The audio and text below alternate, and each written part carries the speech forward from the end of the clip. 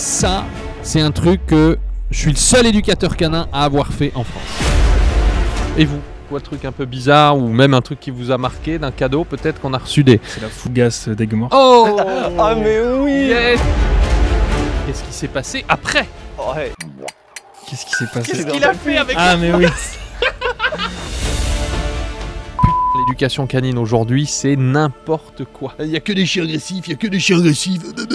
Et on fait le bilan du nombre de chiens agressifs qu'on a éduqués en 22 jours. Et on arrive sur un passage assez original avec Alexandre qui ne sait pas ouvrir un frigo, qui casse le frigo dans l'aire d'autoroute. Ah oui, oui, c'est vrai. On le remet à la caméra. Voilà. Il y a l'anecdote pour moi de ton plan de drone qui était super fun. Et je pense qu'en fait les gens s'en foutent peut-être de plein de questions parce que la plus importante c'est... Ah, et alors là je tombe sur la question qui m'est destinée quoi. Ah. Il y a vraiment le mot Alex dedans. Oh what? Celle-là je l'avais pas vue dans la liste de questions. C'est toi qui l'as rajouté la question. Et C'est possible. Sur ce Tour de France que vous savez pas, il y a un truc qui était hyper compliqué, c'est ce qui nous a épuisé et pris le plus de temps, pas vrai les gars, sur les 30 jours. C'est...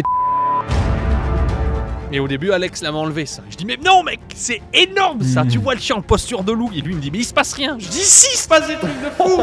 Éduquez facilement votre chien ou votre chiot avec nos formations en ligne.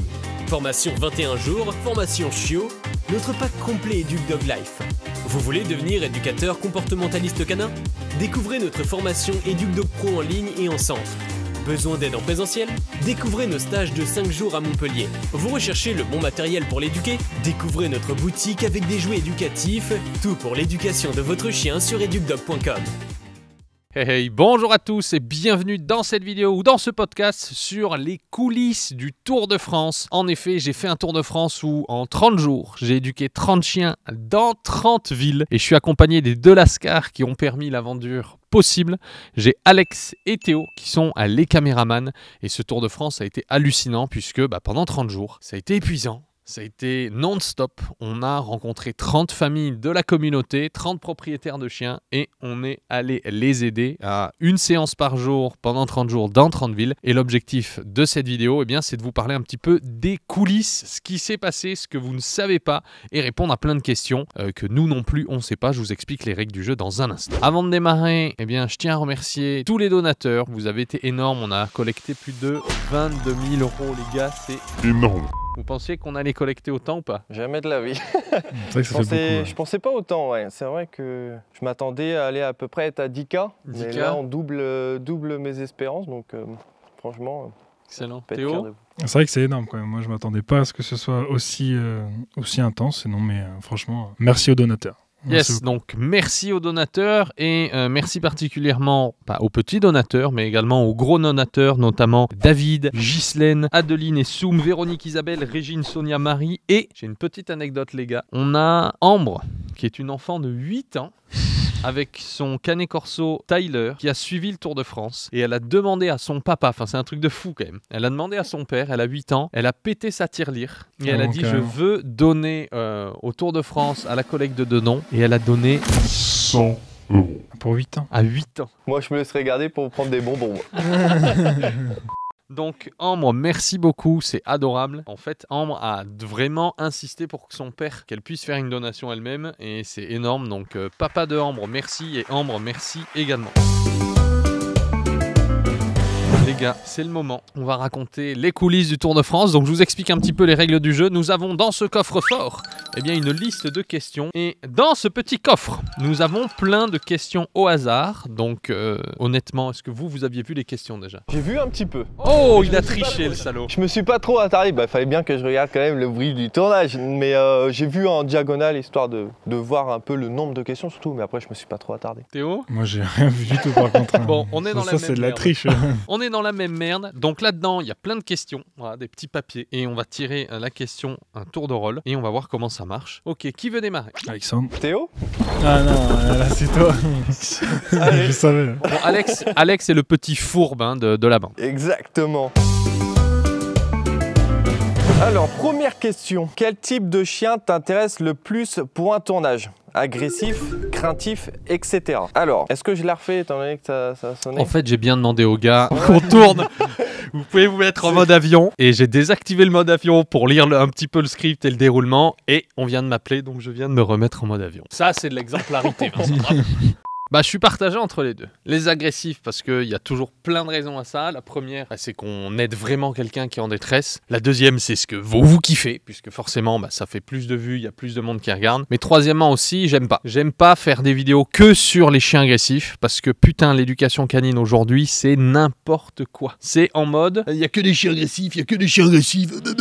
Et en fait, non. Tu dois avoir quoi, 10% des gens qui ont un chien agressif, et la majorité des gens qui éduquent leur chien n'ont pas que des chiens agressifs. Et ça me saoule aujourd'hui que l'éducation canine partout sur les réseaux, c'est chien agressif, chien agressif, chien agressif. C'est pour ça que dans le Tour de France, c'était au jour 20, je crois, ou au jour 22, on était ensemble. 22. Petite anecdote, 22, ça, ouais. On arrive au jour 22 et on est avec Alex. Théo n'était pas là. Théo n'était plus là. J'ai plus la ref. Et il s'est envolé. On est au jour 22 et je dis putain mais Alex c'est ouf. On est au restaurant et on fait le bilan du nombre de chiens agressifs qu'on a éduqués en 22 jours. Et on compte, on est là, ok, 1, jour 3, jour 6, jour machin, bam bam bam. Et on arrive sur 22 jours. On a éduqué... C'était Combien 11. Ouais. 11 chiens agressifs et je suis là, putain, un chien sur deux est un chien agressif, bordel. Donc à ce moment-là, j'ai dit à l'équipe, ok, il faut moins de chiens agressifs, puisqu'il n'y a pas, pour montrer que c'est pas que les chiens agressifs qui s'éduquent, sinon les gens ils vont se dire, ah bah moi en fait mon chien il détruit, bah ça s'éduque pas. Moi mon chien il est craintif, ça s'éduque pas. Et c'est pour ça que là on a enchaîné sur une petite série de chiots après. C'est clair. Là on les a Chiot, enchaînés. chiot. Voilà pour cette première question. C'est parti messieurs Petit dames. mélange. Tac. Quelle est la chose la plus bizarre? Et putain, faut que ça me tombe dessus, c'est un truc de fou. C'est bizarre. Quelle est la chose la plus bizarre que tu as mangée durant ce voyage? Et on va répondre chacun à tour de rôle à cette question, puisque je pense que c'est assez original. En mode bizarre. Moi, j'ai rien qui me vient bizarre. Des trucs bons, hein. Ouais, on a eu Burger, pizza. burger, pizza, non mais en cadeau, Non, tu mais vois, en les cadeau. cadeaux qu'on a eu des gens. On parle en cadeau. Bah je sais pas. Ah si. C'est tout Ah confondu. si. On a eu un truc. J'en avais jamais mangé. Ça s'appelle un rocher des Pyrénées, je crois. Ah oui. Tu te rappelles la grande Ah, structure ouais. là? On était allé Qui a péter fini, dans le sud des Pyrénées. Moi, je l'ai fini. Non, mais qui a Avec- fini, on l'a pas fini, je crois. Si, moi je l'ai défoncé. Ouais. Ouais, c'est un énorme rocher, ça s'appelle je crois un rocher des Pyrénées, que voilà à quoi ça ressemble, on vous le mettra au montage. Et on l'a goûté, c'est plutôt pas mal. Et les gars n'y ont pas du tout touché pendant les 30 jours, mais Du tout. plus jamais. Et par contre, moi en scred, le soir à l'hôtel, je l'ai défoncé le truc, alors en plusieurs jours. Et vous, c'est quoi le truc un peu bizarre, ou même un truc qui vous a marqué d'un cadeau, peut-être qu'on a reçu des participants? Moi, ce qui m'a marqué, tous les cadeaux étaient bons globalement. Mais ce qui m'a marqué, c'était le. Je sais pas pourquoi, mais c'est parce que c'est le premier jour, je pense. Avec, c'est la fougasse d'Aigues Mortes. Oh Ah, mais oui. Yes Ah, Dès mais le day oui, one. Celle-là, Mais elle s'est mais perdue. c'était très bon. Alors, Théo, est-ce que tu peux raconter la petite histoire de cette fameuse fougasse? Qu'est-ce qui s'est passé après? Ouais. Qu'est-ce qui s'est passé? Qu'est-ce dans qu'il a le fait film. avec Ah, mais oui. La fougasse était très bonne quand même avant de partir. Elle était quand même très bonne. Mais on avait les mains pleines, on l'a mise dans notre sac de caméra. Et les jours passent et on se dit mais où est-ce qu'elle est passée la fougasse d'Aigues Mortes? Surtout parce qu'on voulait la manger. Et on se demandait où elle était. Et au bout du, je sais pas combien de jours, 8 ou 10. jour 8 ou 10, Ah on l'a oui. retrouvée dans Ouais. le sac de caméra. Et là, C'était même pas dans le sac de caméra, c'était dans mon sac de fringues. Ah, Mais dans ton sac tout, de fringues. tout en dessous. En sachant quand même que les sacs qu'on avait étaient assez bien remplis, hein, normal, on part pour plusieurs jours. Et donc ouais, je l'ai retrouvé au bout d'une dizaine de jours, complètement enseveli sous mes vêtements. Donc et c'est vrai qu'on s'était beaucoup posé la question pendant le tour. C'était, t'es passé où cette fameuse fougasse? C'est une très belle anecdote. Ça. Mais moi, après, le truc qui m'a le plus marqué, je pense que c'est plus le taureau, parce que c'est vrai qu'en tant que breton, on n'a pas trop l'occasion de manger du taureau. On a bouffé où ça? C'était à l'hôtel de Jules César à Nîmes, il me semble. Donc dans les derniers jours. Jour 29. C'était dans les derniers jours, donc voilà, quelque chose que j'ai pas trop l'occasion de. du taureau. Alors de par manger. contre, Ouais. il te raconte rien. Parce Oula. que ce que vous savez pas, pendant ces 30 jours, niveau alimentation, c'était quand même trash. Puisque en gros le midi, on va pas se le cacher, c'était autoroute. Hein. Donc sandwich en triangle. Bon triangle. Et notamment un passage assez original avec Alexandre qui ne sait pas ouvrir un frigo et qui casse le frigo dans l'aire d'autoroute. Ah oui, c'est vrai. On vous le remet à la caméra. Voilà. C'est même pas cassé, l'appart, elle était déjà à moitié en train de tomber. Donc, et ce que j'ai kiffé, c'est que Théo était mort de rire à ce moment-là. Lui, il galérait, il chut devant les clients, les gens de l'autoroute et tout. Et au final, pendant 30 jours, on a mangé très rapidement, en fait. Pendant entre midi et 2, le soir, bah, c'était plutôt...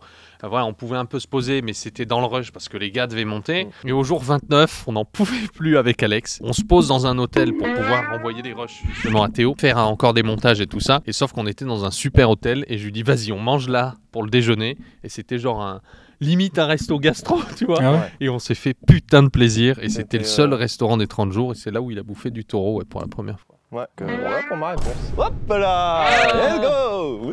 Mais je pense qu'en fait, les gens s'en foutent peut-être de plein de questions. Parce que la plus importante, c'est comment va Théo? C'est la question. Comment ça va depuis? Est-ce que tu peux partager un petit peu Ça ce qui s'est passé? très bien. Je me suis fait enlever les poings il y a une semaine, même pas. Yes. Je remarche correctement. Donc non, bonne reprise et donc c'est cool. Que je remets le contexte, hein. Théo s'est fait mordre, c'est notre caméraman, il se fait mordre par un Saint-Bernard de 70 kilos. Et donc aujourd'hui, tu peux remarcher. Ouais, je peux remarcher, mais j'avoue que j'ai eu le petit coup de stress aussi quand au bout de 3 jours à Montpellier, la situation elle évoluait pas et je boitais toujours autant. Je suis allé me chercher de moi-même des béquilles parce que c'était pas prescrit, mais je suis allé me chercher moi-même des béquilles parce que j'arrivais pas à marcher tout simplement quoi. Donc C'est-à-dire du coup, dès que tu posais le pied, t'avais dès que putain de mal. dès qu'en fait vu que c'est derrière le mollet, j'arrivais pas à faire la jonction, ma cheville pouvait pas bouger en fait. Donc dès qu'on marche en fait, notre pied il fait comme ça et ça tire forcément le tendon et tout. Ok. Donc tu es devenu un expert du pied, du mouvement du pied, de Ouais, la ça, on m'a cheville, des expliqué tendons comment et ça tout. marchait pour le Ouais. tendon, etc. Donc Voilà, donc si vous cherchez des tutos, conseils, cheville, tendon, il a un compte Théo Tendon. Voilà. Théo, c'est parti, à ton tour. Donc merci d'envoyer plein d'amour dans les commentaires à Théo et à Théodore aussi. choisi ou pas? Oh, le salaud. Le salaud. T'as vu les petites, un petit mot On voit, ça donne envie de... Raconte-nous un moment où vous êtes perdu en route. Je sais pas pourquoi, moi, le premier jour, il est ancré dans ma mémoire. Donc, premier jour, on a quand même cherché pendant 15 minutes. Allez, bah raconte, vas-y. On arrive au premier candidat qui nous a donc posé un lapin. Et Bravo. donc, dès le premier jour, on cherche et impossible de trouver. D'ailleurs, à la fin, on n'était même pas sûr que c'était ici. On était un peu sûr, mais on a cherché pendant 15 minutes à demander à des gens autour où est-ce que c'était. Vous avez une idée de où est-ce qu'on s'est perdu? Moi, je pense à deux trucs. Ah ouais? Il y a l'anecdote pour moi de ton plan de drone qui était super fun. On s'est pas perdu, mais... Ah c'est oui, tout. oui. Ah, celle-là, elle est folle. Je te laisse la raconter. Oui, elle est pas mal. Allez. On s'est arrêté, on avait le temps, on avait bien 20 minutes de plus que d'habitude. Du coup, 20 on a minutes, décidé, on a décidé de prendre un peu de temps pour faire un plan de drone qui est quand même bien sympa. Mais le problème, c'est qu'on peut pas le faire sur n'importe quelle route, c'est un peu dangereux, on fait pas ça n'importe où. Du coup, on décide d'aller dans des petites routes de campagne, donc on s'éloigne de la route normalement. Et d'un coup, on s'arrête au bord d'une vieille ferme. Et là, il y a un vieux pépé qui sort. Évidemment, je dis, bon, bah ça, c'est pour moi, parce que quand on fait du drone, on a l'habitude que les gens n'aiment pas ça et qu'ils viennent souvent nous embêter. Même s'il y a les autorisations, même s'il y a tout, les gens viennent nous embêter. Je contextualise, hein. On se gare, tu vois, Ouais. il y a plein de champs, on se gare avec la Educ Dog Mobile, on est que tous les deux. Il me dit là c'est bon, je me gare, et à peine on se gare, on tourne la tête et on voit un papy qui charge vers nous. Alors à son allure, Moi, j'avais c'est parce que j'avais mon drone dans les mains, donc je me suis dit, bon, bah là, j'essaye de le cacher à moitié, mais bon, voilà. Et là, il arrive et du coup, il me dit, vous faites quoi? Des vidéos? Vous êtes photographe? Du coup, je dis, oui, on est vidéaste, etc. Voilà, là, on cherche un endroit pour faire du drone, et là, d'un coup, imprévu, le mec nous dit, bon, bah, si vous voulez, vous pouvez venir dans notre champ, dans mon champ, comme ça, vous décollez tranquillement sans que personne vous embête.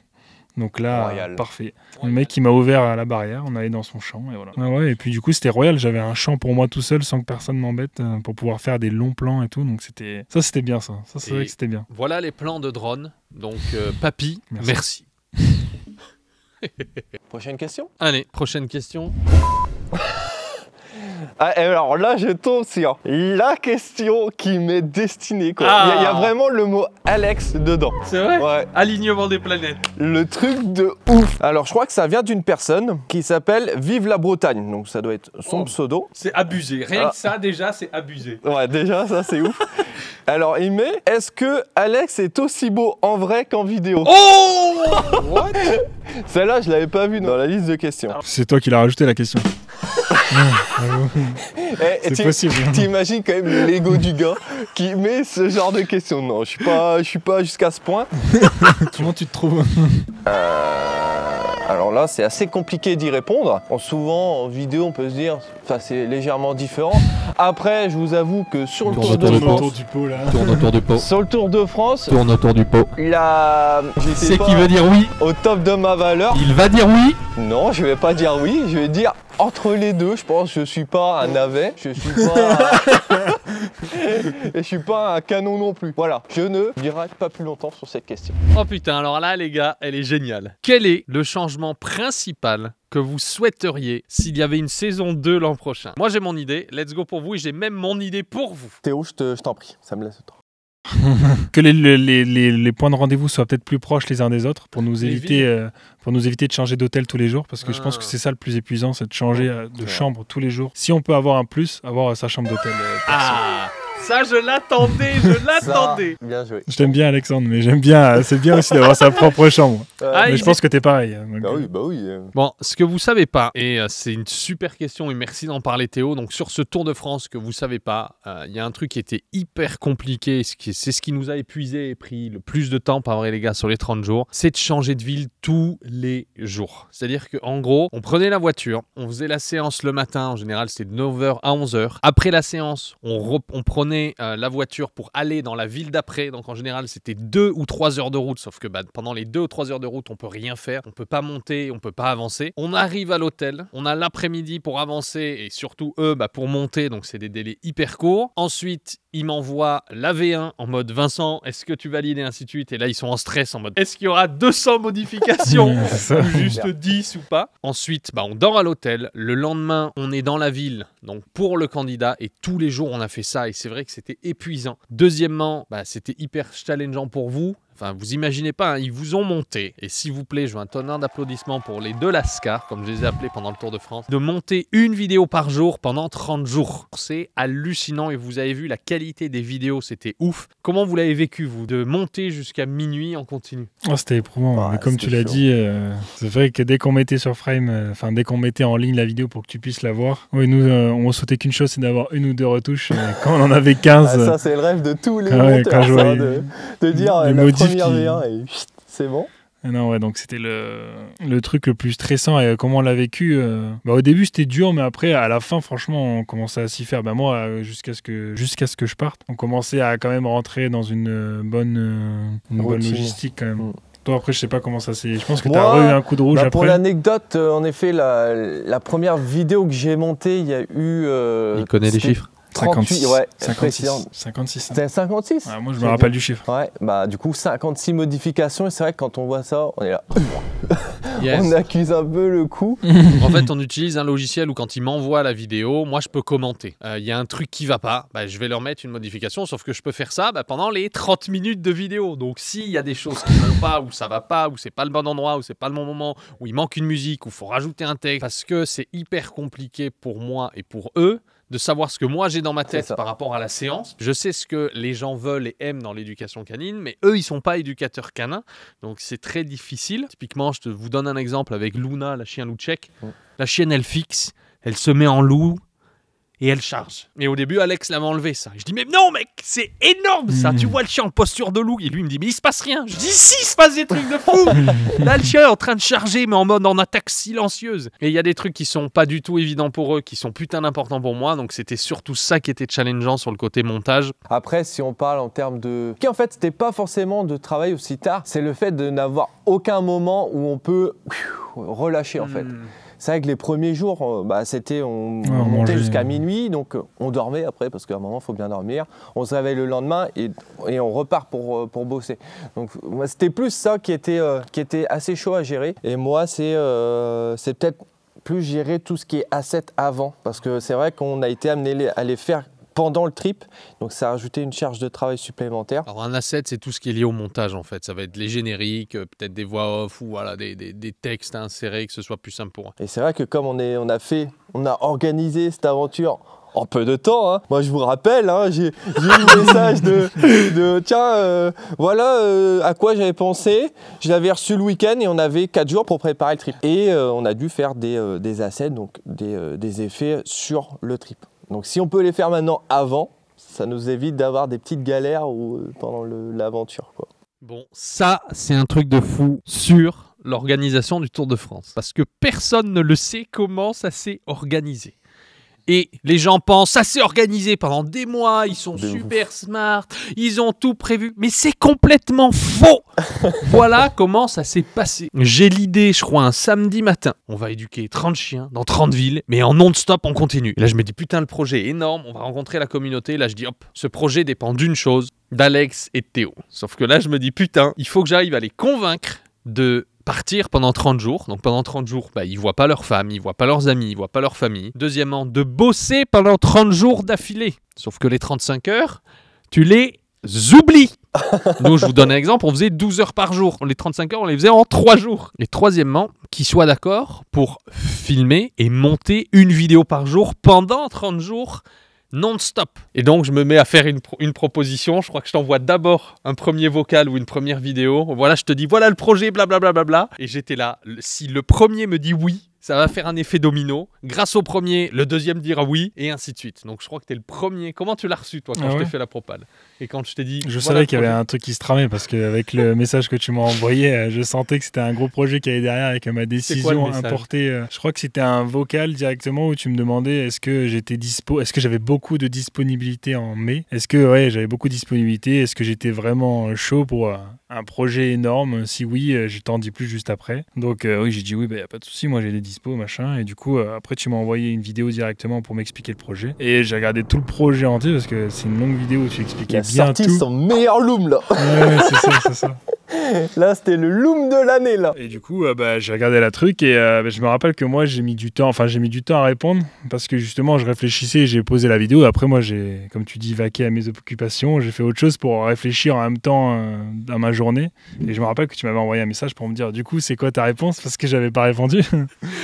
Et du coup, j'ai bien réfléchi encore un peu et après je me suis dit, bon, vas-y, je dis oui, et puis ok. Et du coup, j'étais le premier apparemment, c'est ça? Exactement. Donc, Théo a dit oui. Dès que Théo a dit oui, je fais la même stratégie avec Alex. Ouais. Yo Alex, ça te dit de prendre un projet de fou? Et je leur dis, les gars, ça va être une aventure d'une vie en plus. Et même chose, Alex, comment tu l'as vécu la propale? Moi c'est pareil, j'ai reçu ton message vocal du coup et ensuite le petit loom, donc c'est une vidéo explicative du projet. C'est vrai que le message vocal, ça m'a donné envie de dire, c'est vrai que y a l'intonation, tout ça, tu te dis c'est le meilleur projet de ta vie et tout. Je me dis, ok, let's go. Et là, je regarde le loom, tac, ok, il nous explique comment ça va se passer, etc. Et la chose sur laquelle je hic, c'est que je me dis, pendant toute la vidéo, je me dis, oh, ok, cool, ok, donc ça, dans quelques mois, ça va arriver, quoi. Et là, sur le doc, parce que c'était un Google Doc, et là, je vois, alors, date de départ, quoi. Le lundi 8 mai. Ah bon 8 avril.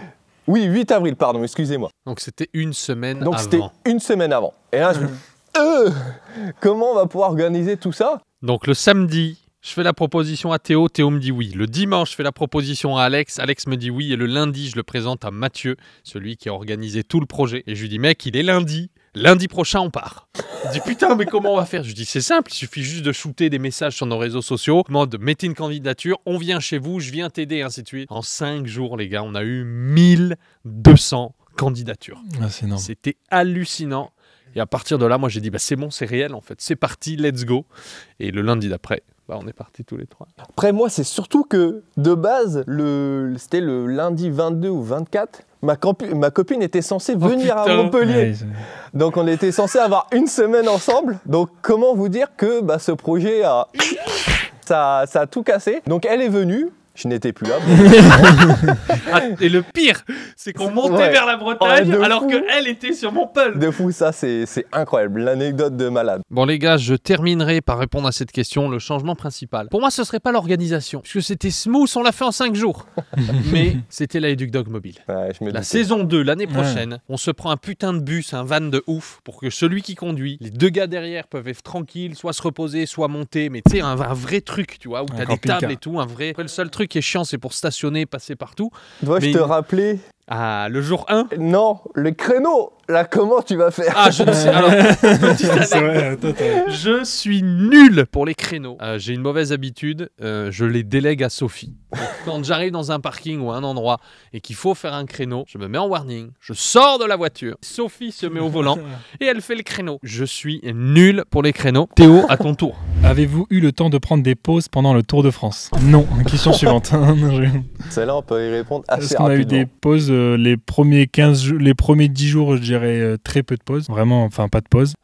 Niveau pause, non, parce que quand eux montaient, moi je devais prendre la suite de tout ce qu'il y a à gérer avec tous les projets qu'on a dans la boîte, avec toute l'équipe et ainsi de suite. Il y a juste le soir où moi j'arrivais à couper. Voilà, mais donc les pauses, non, pendant 30 jours, c'était directement. On continue. Quelle est la ville ou la région qui t'a le plus surpris? Pourquoi? La Bretagne. Let's go! Parce qu'il a... Tous les Bretons dans les commentaires, on est là! La Bretagne qui m'a le plus surpris. Pourquoi? Parce que le cliché de il pleut, ça c'était pas vrai. Pour nous, ça n'a pas été vrai. Il a fait tous les jours beau. Et les gens étaient adorables. Ça n'a pas été vrai pour nous. Oui, ouais. Voilà, je précise le contexte. Pourquoi? Puisque dès qu'on arrivait chez les candidats en Bretagne, ils disaient vous avez de la chance. Nous, on a tourné, petit contexte, C'est un peu vrai. on tourne le Tour de France en avril. Et chacun des candidats nous dit mais vous avez de la chance, puisqu'il pleut en continu depuis octobre. C'est pas genre depuis mars. C'est les gars, ça fait 6 mois qu'il pleut en continu. Donc, on a été putain de chance. Y a-t-il eu un moment où la Je reprends. Y a-t-il eu un moment où la cohabitation dans le van est devenue compliquée? Raconte-nous. Non. Moi, j'ai un truc. Ah ouais? Ah oui. Moi, j'ai pas. Ah ouais, moi je l'ai pas. Ça m'a Ce pas. que les gens savent pas, c'est qu'en vidéo, vous ne savez pas nos tailles. Moi, je fais 1m88. Lui, il fait presque 1m90. Non, je fais un 85. C'est lui le gazier. Ah bah, donc il est grand. Et lui est presque à 2 mètres. Tu fais quoi? Un 95, un truc comme ça. Donc, tous les trois, on est assez grands. On rentre dans la Educ Dog Mobile. On est quichés, mais de ouf. On est comme ça, tous les trois. Et ça, c'est ce que les gens voyaient pas. Et c'est vrai que on était hyper à l'étroit. C'est vrai. Mais sinon, cohabitation. Orelsan, on a découvert d'un côté. Et Voilà. moi j'ai vu une question qui peut faire écho à ça. Allez, vas-y, sors là cette question. Comme ça, Je la sors. on avance. Ok, alors moi j'ai déjà la réponse, c'est la musique qui a marqué l'aventure. Je sais pas exactement si c'est ça, mais en gros, la musique la plus marquante du tour. Moi je l'ai, moi. Tu veux que je la dise? Vas-y. C'est quoi? Tu sais pas. C'est peut-être qu'il y aura un bip là-dessus, mais Ah ouais, mais on bon, ça, l'a faut pas écouté le dire, celle-là. Celle-là, c'était un peu Sûr, trash. ouais. Alors. Faut pas la citer, celle-là. Dans la route, forcément, on se posait des questions sur qu'est-ce que t'aimais, est-ce que t'aimais tel artiste, ou tiens, tu regardes quoi comme film ou quelle musique. Et à un moment donné, donc, Théo nous dit je kiffe Orelsan. Je dis voilà, nous on le connaissait peut-être un peu de loin. Il nous parle du docu sur Amazon Prime. Amazon que j'ai commencé à regarder pendant le Tour de France, un épisode ou deux. Il est top, allez le voir, c'est cool. Et on commence à écouter les musiques. Donc il y en a des plutôt sympas. Je crois qu'il y avait Million, il y avait La Quête, je crois, celle-ci j'ai bien aimé. La quête, million, tout ce qui est... Et après, il nous parle de celle qui l'a fait connaître, où en effet, il n'est pas Non, c'est pas celle qui l'a fait connaître. J'ai pas lu la mauvaise pub. Non, c'est une qui a explosé. explosé, mais pas du tout en bien. Voilà. Ah. Et donc, en gros, si tu vas voir, elle s'appelle... Il y a plein d'insultes dedans. Donc, c'est une des musiques, en effet. Et si on avait une musique, non. Mais moi, j'ai découvert 2 artistes. Je connaissais déjà Orelsan, mais grâce à toi, j'ai écouté d'autres musiques de lui et j'ai kiffé. Je kiffe Basique, sa musique. Oui. Basique, simple, basique. Là, elle est tellement simple en mode fais-moi un beat, Ouais, elle est basique, basique. simple, basique. Mais elle est énorme. Et je connaissais pas, mais tu m'as fait découvrir Post Malone. Ouais. Et j'ai surkiffé. Au début, j'étais qu'est-ce que c'est et tout. Et au final, gros kiff. En plus, on l'a pas beaucoup écouté. Une fois. C'est pour ça que je dis. Puis c'est vrai que je C'est m'attendais pas trop. La précision pareil. de ouf. Depuis tout à l'heure, j'hésite à préciser, mais... Écoute, il verra s'il Ça- le ça- mettra au montage. Ça sera bipé. Prochaine question, messieurs, dames. Et on va essayer d'accélérer. Oh, Chloé.Pédron. J'ai senti une rupture avec la morsure. Est-ce que vous aviez envie de continuer? Il y a eu Après, une rupture physique, bien sûr. la morsure, comment dire, j'étais entre guillemets un peu deg, mais un peu motivé, entre guillemets, même avant la voiture. Quand je suis sorti de l'hôpital, je me suis dit non, mais c'est ok, ça va le faire. En fait, je pense que c'est parce que j'avais encore l'anesthésie et je sentais rien de mon pied. Donc, je me suis dit ça va le faire. De toute façon, c'est qu'une morsure. Et après, la douleur, elle est revenue. Puis après, c'était un mauvais mood, etc. Donc, moi, après, j'avoue que En arrivant le soir, j'avais envie d'une seule chose, c'était de rentrer chez moi, quoi. Yes, et ben alors Chloé, merci pour ta question, puisque en effet, il y a eu un changement. On a perdu un caméraman. Donc forcément, pendant que un tournait, l'autre pouvait monter, et c'était comme ça qu'on a travaillé pendant 15 jours jusqu'à ce que Théo parte à l'aventure. Sauf qu'après, Alex s'est retrouvé tout seul à devoir tout tourner, tout monter. Jusqu'à 3 jours après où on a appelé Théo, on a dit mec, voilà, on a besoin de toi. Et là, toi, t'étais super content de nous filer un coup de main. Et toi, putain, ça t'a fait énormément de bien. Et en fait, ce qui s'est passé, c'est qu'on a dû raccourcir la durée des vidéos. C'est-à-dire qu'on faisait des vidéos au début du Tour de France entre 20 à 30 minutes sur YouTube. Sauf qu'après, vu que t'étais seul, j'ai dit aux gars, les gars, on va moins mettre en quantité. On va faire des vidéos peut-être de 10, 15, 20 minutes max parce que on avait une personne en moins dans l'aventure. Et ensuite, est-ce que vous aviez envie de continuer l'aventure? Absolument. Sinon, on se serait arrêté au jour 15 et on serait pas allé jusqu'au jour 30. Quel point commun ont toutes les familles aidées pendant le Tour de France? Un point commun à toutes les familles qu'on a rencontrées, c'est la gentillesse des familles. Toutes les familles étaient hyper gentilles et avenants et contents qu'on vienne les aider. Donc ça, c'était le point commun de tout le monde. Un autre point, je dirais qu'ils n'avaient pas... La plupart des gens, que ce soit en bien ou en mal, connaissaient pas complètement leur chien à chaque fois. Yes. Non, en fait, beaucoup mettent des étiquettes. Ah, il est craintif. Et par exemple, vu qu'il est craintif, il a le droit de tout faire. Il peut attaquer, mais c'est de la crainte. Il est gentil. Fini aux urgences, donc non, il n'est pas totalement gentil. Donc ouais, ça, c'est vrai que c'était ouf. Et je te rejoins, mais totalement sur la gentillesse des gens. C'était énorme. Et c'est aussi la détresse dans laquelle ils étaient en termes de situation. On a vu que beaucoup de candidats avaient fait quand même appel à des éducateurs canins. Et c'est vrai que malgré ça, ils n'ont pas réussi à avoir de solution. Donc heureusement, pour certains, on est arrivé au bon moment parce que soit ça commençait vraiment à dépasser le stade de... soit la crainte, soit l'agressivité, etc. Il y a aussi cet aspect-là où on est arrivé au bon moment, quoi.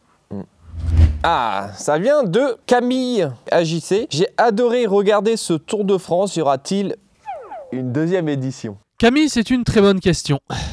Et la réponse... J'aime bien, ils nous regardent tous les deux pour dire. Sera très certainement un grand oui. Donc on est dans la merde pour 2025, mais ça va être un gros kiff. Mieux organisé, un meilleur van et un mollet en meilleure santé.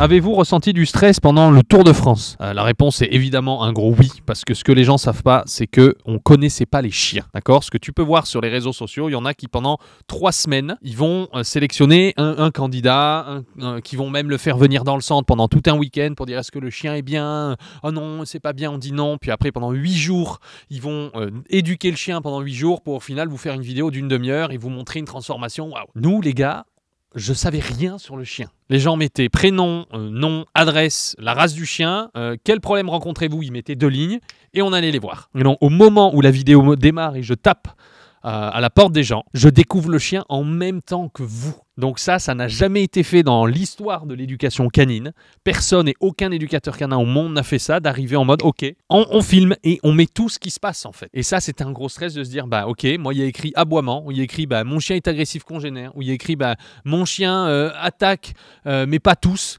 Et après, Inch'Allah, qu'est-ce qui va se passer? Comment le chien va réagir? Que fait le maître? Et au final, c'était de l'instantané. Donc, c'est ce que vous avez vu en seulement une séance. Donc, oui, du stress pour cette partie-là, puisqu'on connaissait absolument pas les chiens. On n'a pas sélectionné les candidats. Quel mot représente le plus chaque personne de la team? Vas-y. Si, ça peut être pas mal, ça. Attention, mauvais comme dans le bon. Ouais, il faut être bien... Ah, mais vas-y, moi, j'en ai un pour vous deux. Vous voulez que je commence? Moi, je dirais, toi, quelqu'un sûr de toi. Entre guillemets, genre sûr dans ce que tu fais. Donc que ce soit dans ta séance ou dans la vie de tous les jours quand vous avez des trucs, à chaque fois que tu faisais un truc, tu étais sûr de toi. Okay. Donc comment on dit quelqu'un qui est sûr de soi? Confiant. Confiant, voilà. Confiant, ouais, mais bon, je veux pas que ce se parte. Ouais, sûr de lui. T'es sûr de toi, voilà. Ça, toi, et je dirais... C'est compliqué, hein. T'es à la fois sérieux, mais à la fois bien marrant des fois. Ah, c'est compliqué. Ouais, il y a les deux, quoi. Ok, cool. J'ai du mal à trouver un mot. Alex? C'est vrai que sur ce qu'a dit Théo, je le rejoins, mais c'est le fait en 1 heure, savoir ce qu'il faut faire pour changer le chien. Attentif, quoi. Attentif à ce que le chien montre et savoir quoi faire après, quoi. Ok. Théo, c'est vrai que c'est moins facile.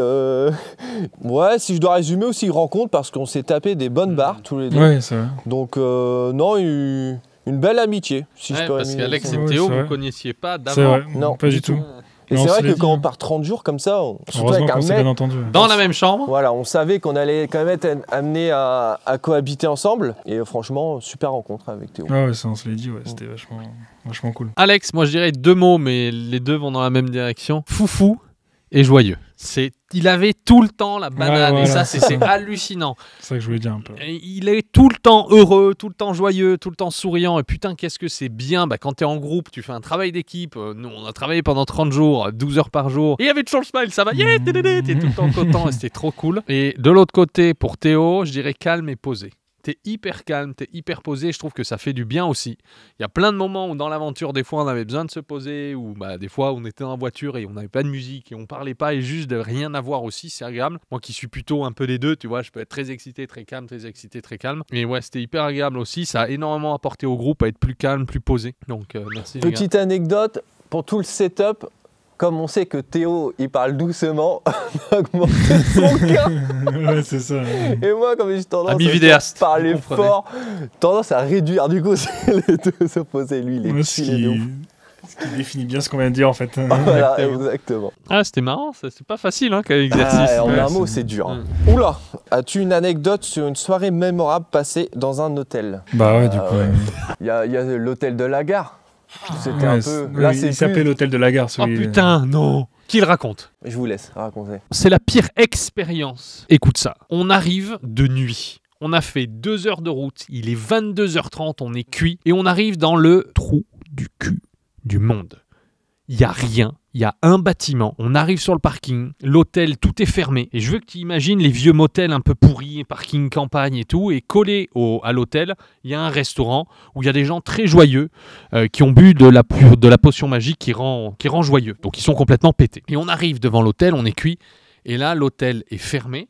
La réception est fermée. La porte est fermée. Tout est éteint. Et on est là, what the fuck? Comment on rentre quoi? On a payé, on a réservé ce booking. Du coup, on rentre dans l'hôtel à côté. Bonjour, excusez-moi. Comment on rentre dans l'hôtel? Et là, t'as le mec, le gérant de l'hôtel, du restaurant d'à côté qui était dans un état, mais plus, il était à 12 grammes. Ouais.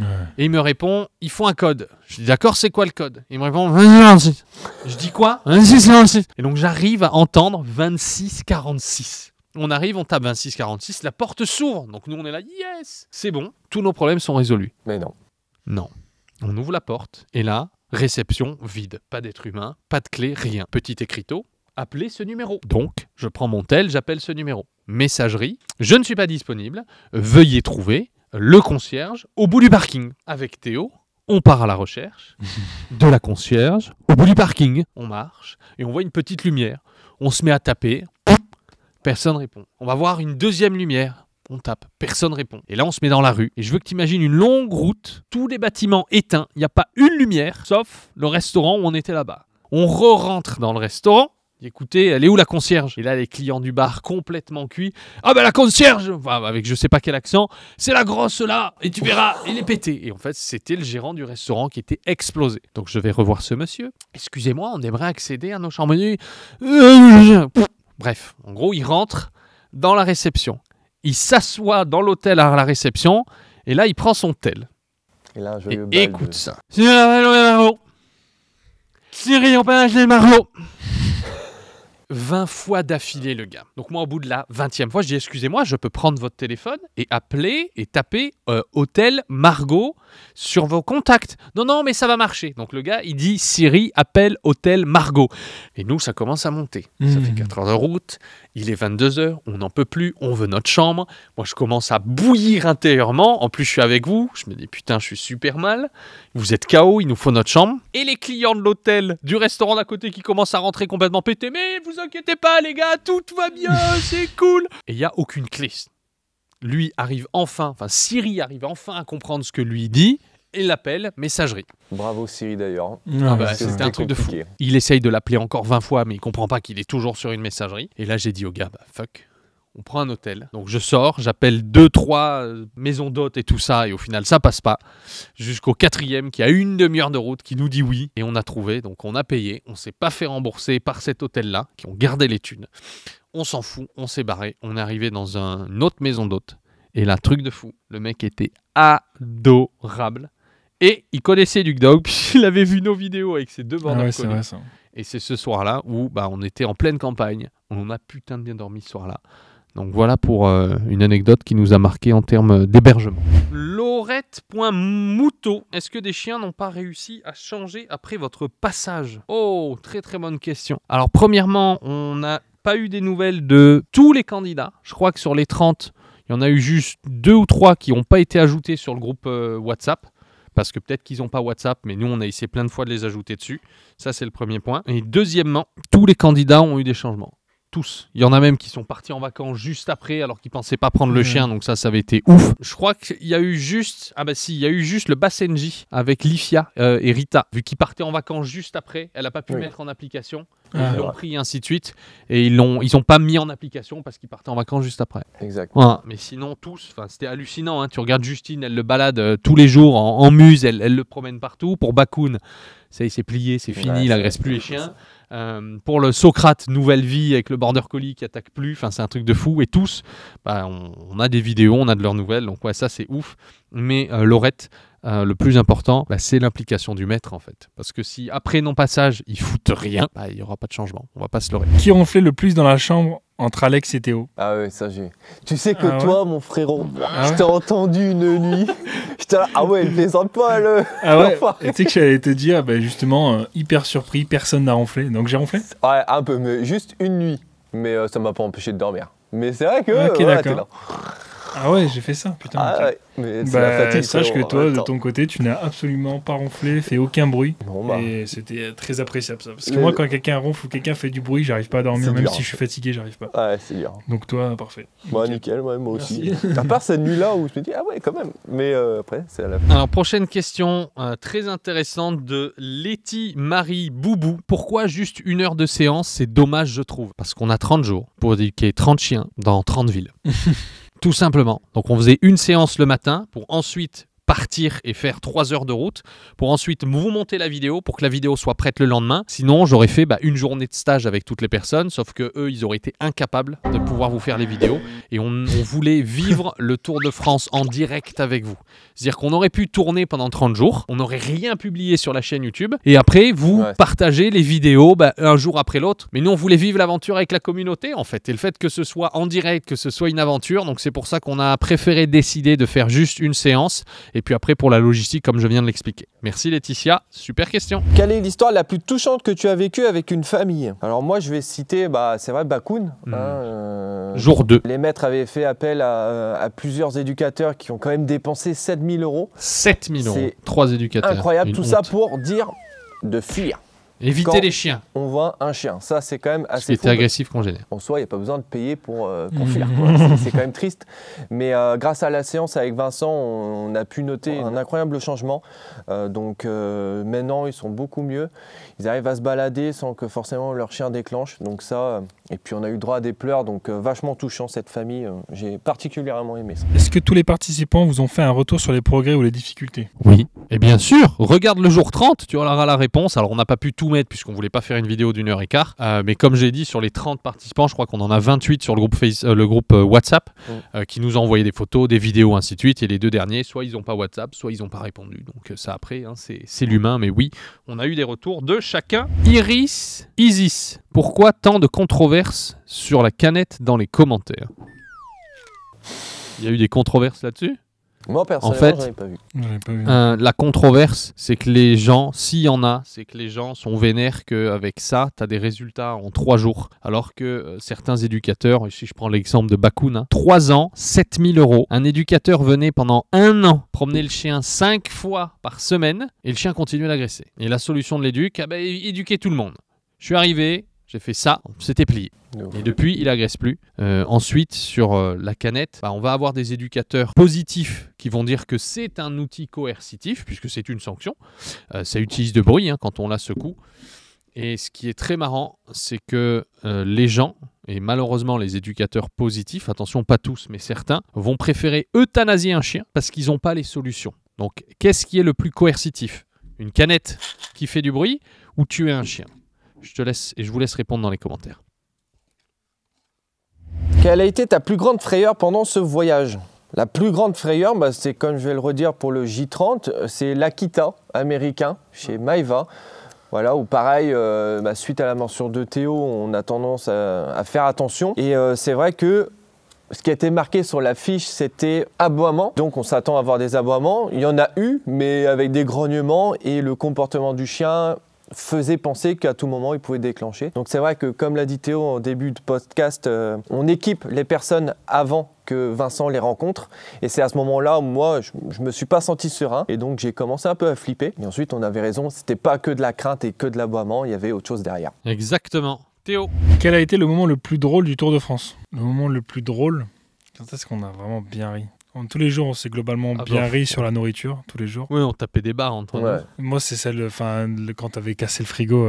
Mais pourquoi vous dites casser? C'est pas cassé, elle était bien quand t'as tiré la plaque, elle est tombée, quoi. C'est celle-là, laquelle je pense en premier. Ok. Moi, je sais pas si vous vous souvenez, le logement où on s'est fait courser par le fermier avec les vaches. Ah oui, c'est ça. Et en fait, on est arrivé dans une maison d'hôtes, mais là, on était en pleine cambrousse, mais un truc de fou. Donc, je veux que tu imagines le truc. On allait dans des petits villages où il y avait 500 habitants parfois. Donc, on arrivait dans des logements, des maisons d'hôtes où il n'y avait rien. Et là, on tombe sur une dame un peu illuminée, très sympa, mais moi, elle m'a fait mourir de rire. Très bavarde. Très, très bavarde. Ouais.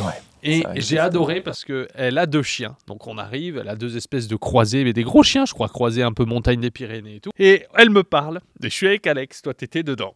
Et pendant qu'elle me parle, elle me dit oui, je fais de la communication animale, je parle avec eux, ils étaient agressifs et du coup je leur parle. Et donc moi, je suis totalement étranger à ça dans le monde du chien. Tu vois, je suis assez ouvert sur la spiritualité pour l'humain et je médite et je fais des trucs, mais pour les chiens, j'ai jamais vu de changement. En gros, voilà, je suis allé voir un gourou, un chaman ou quoi, et paf, ça a transformé le chien, j'ai jamais vu ça. Donc, si tu en fais et que ça marche, bah, je suis ouvert. Mais donc, elle me dit, oui, je leur parle, ils aboyaient, ils étaient agressifs, et ils ont arrêté. Et au moment où elle me dit ça, je la regarde, et derrière elle, sur la table, t'as une cravache. Et donc, au moment où elle termine sa phrase, je dis et du coup, la cravache, c'est pourquoi? Elle me dit ah ben ça, c'est quand il m'écoute pas. Et donc, moi, j'ai explosé intérieurement, j'ai pas voulu lui montrer. Et tu vois, oui, tu leur parles, les communications animales et tout ce que tu veux.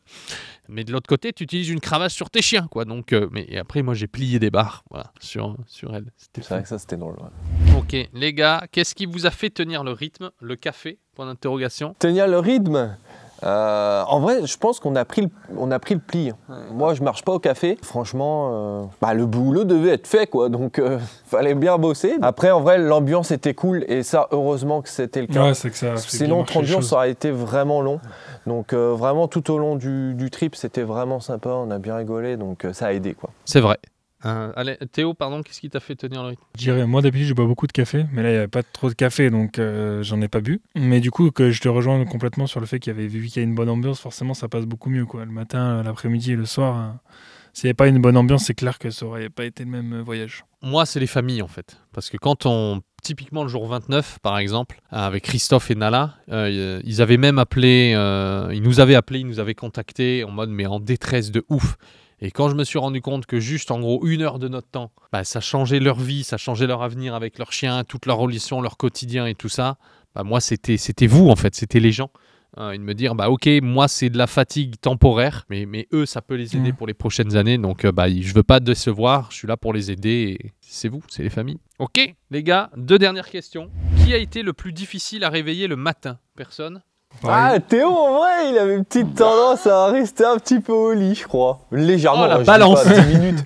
Mais là, moi, je me levais et tout. Et là. Bon, après, ça dépend, parce que comme il y en a un qui restait à l'hôtel, il pouvait potentiellement gratter un peu plus. Ouais, si, c'est ça. Mais souvent, on le disait, hein, quand c'était notre jour de montage, on était plus content que quand c'était notre jour de tournage. On était plus content à chaque fois qu'on avait fini notre jour de tournage. On se disait, demain, montage, ça va, c'est bien. On chill. On se disait ça. Ouais. Cool. Mais ça va. Enfin, après, globalement, le problème à se réveiller, on n'a pas eu de. Moi, j'ai déjà fait des trucs où les gars qui devaient cadrer, ils se réveillaient jamais. Et du coup, là, ça mettait en pression tout le monde. Parce que vraiment. Combien de kilomètres avez-vous parcouru, Raph Pierre? Nous avons parcouru 6000 km. Ouais, c'était ça. 6000 kilomètres quand même. Et ouais. C'est fou. Ah ouais, j'en ai parlé un peu autour de moi et apparemment, ils s'attendaient à plus, tu vois. Ah ouais, ouais. Ça fait 3 fois, ça fait 6 fois la longueur de la France, quoi. Parce que du sud au nord, c'est à peu près 1000 km. Ouais.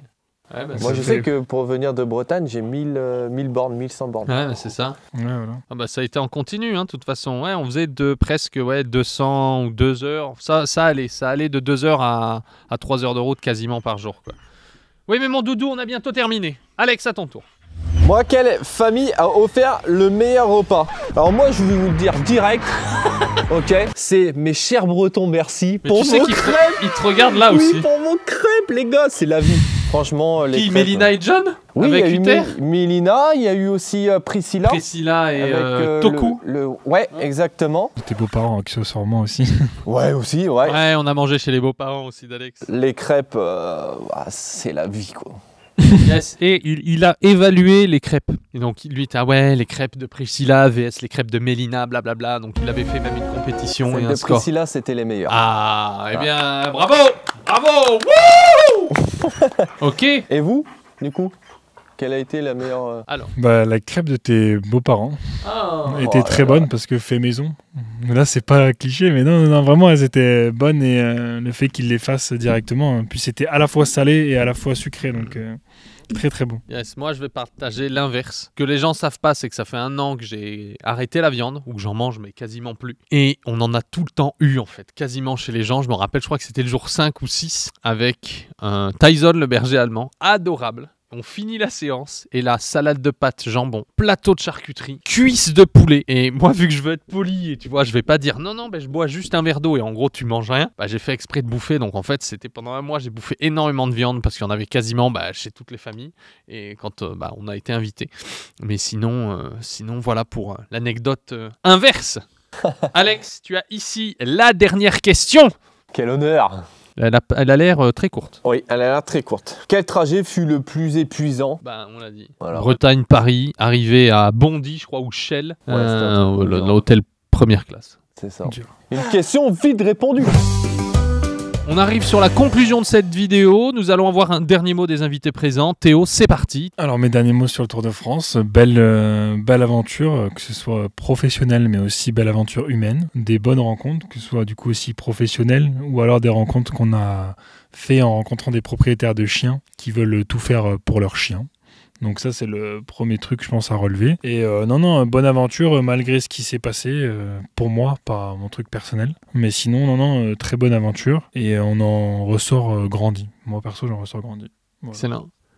Alex. Moi, je rejoins totalement ce qu'a dit Théo. Moi, je rajouterais apprenez à lire vos chiens, c'est super important. Apprenez à comprendre votre chien pour mieux savoir quoi faire pour essayer de résoudre les problèmes qu'il peut rencontrer. Et en faisant ça, ça va vous aider sur le reste de sa vie et vous allez vivre que plus heureux. Donc vraiment, si vous ne savez pas, faites appel à des professionnels parce que ça change une vie, quoi, tout simplement. Oh yes. Mot de la fin de ma part. Ouais, écoutez, c'était une aventure de ouf. Moi, premièrement, je tiens à vous remercier parce que le projet n'aurait pas été possible sans Alex et Théo.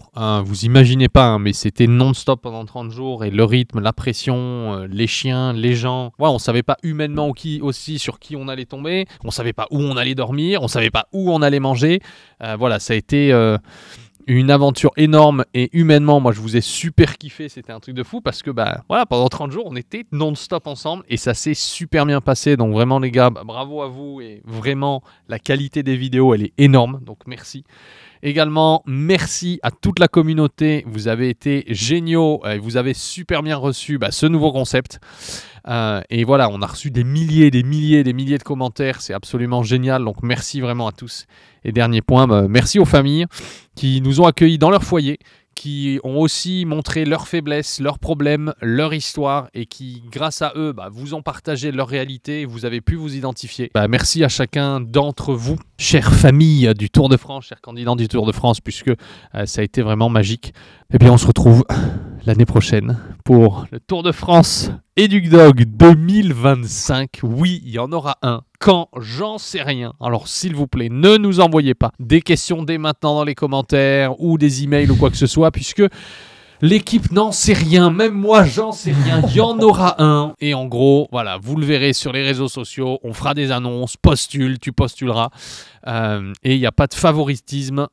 Préparez vos assiettes. Préparez des légumes, s'il vous plaît. Et je terminerai par messieurs plus fit ou plus fat?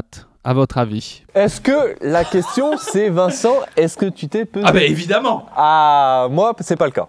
Oh. Mais je pense que visuellement je suis pas trop changé, ça va. Donc, au départ des 30 jours, je me suis pesé et je faisais 96 kg et 800 grammes. Ce qui pour moi est un peu plus que d'habitude. Je devrais être entre 90 et 95. J'ai mangé n'importe quoi pendant 30 jours. Mais ça a été un truc de fou. Le matin propre, le midi propre, le soir, alors là, plus aucune volonté. Allez, fuck. Il y avait des soirs propres et après, entre tout ce que les candidats nous ont donné, on grignotait. Enfin, je parle pour moi. Et le soir, j'ai abusé plusieurs fois. Et je pensais que j'allais exploser les scores sur la balance au vu de tout ce que j'ai bouffé. Je rentre à la maison. La première des choses que j'ai fait le lendemain, puisque je voulais être à jeun, je me suis pesé à jeun avant de partir. Et le score n'était pas de 96 800, le poids était de 95 00. Donc, j'ai perdu 1,8 kg et je suis devenu plus fit. Même si ça ne peut peut-être pas se voir, pas encore, mais je suis devenu plus fit. Voilà pour la réponse. Les Educdoggers, c'était un plaisir. Les gars, merci à vous d'avoir été dispo. On vous dit à bientôt. Je te dis une chose, on ne l'oublie pas, Educdog, l'éduquer c'est l'aimer. Et je t'invite à aller voir cette prochaine vidéo. C'est YouTube qui veut que tu ailles la voir, alors va la voir en cliquant par ici. Salut à tous.